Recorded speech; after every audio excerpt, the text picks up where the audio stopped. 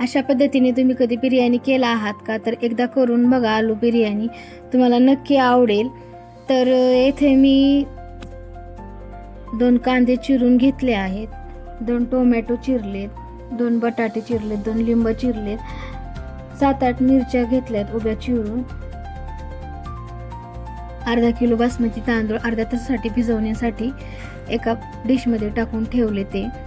आता तोपर्यंत आपण इकडं मॅरिनेट करण्यासाठी सर्व साहित्य टाकूयात. तर त्याच्यासाठी मी तर पावशेर दही घेतले, बटाटे टाकले चिरलेले, त्याच्यामध्ये कांदा टाकले, टोमॅटो टाकले, मिरची टाकले.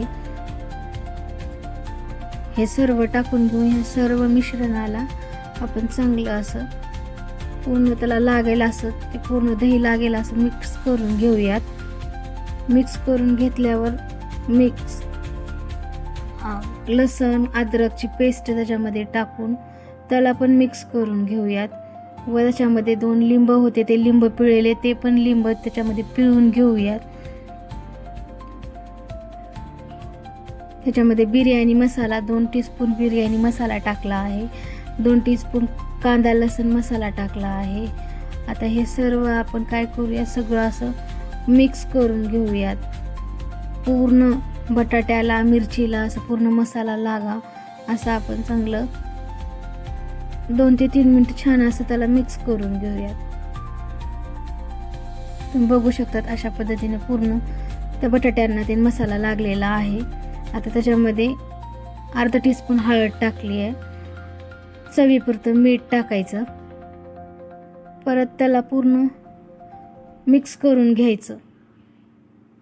मिक्स करून घेऊन त्याच्यामध्ये 1 वाटी तेल टाकायचं.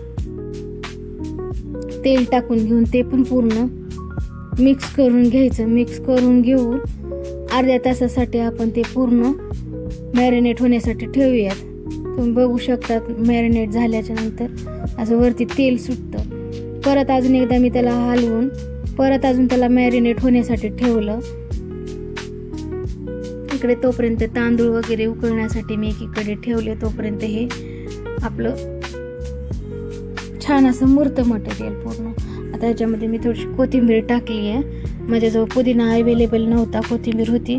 पुदिना टाकल्यावर अजून टेस्टी होते. आता एकीकडे भात वाफून घेतलेला होता, भातांचा थर टाकून घेतला त्याच्यामध्ये. त्याच्यावर थोडंसं येलो फूड कलर टाकला, कुकरची शिट्टी टाकून वाफून घेतलं. बघू शकतात एकच नंबर बिर्याणी झाली आहे. कसं असं वेगवेगळा भात झाला आहे. टेस्ट तर एवढी भारी लागते ना, तुम्ही नक्कीच ट्राय करा. आता आपण प्लेटमध्ये टाकून घेऊयात, खाऊयात. चला तर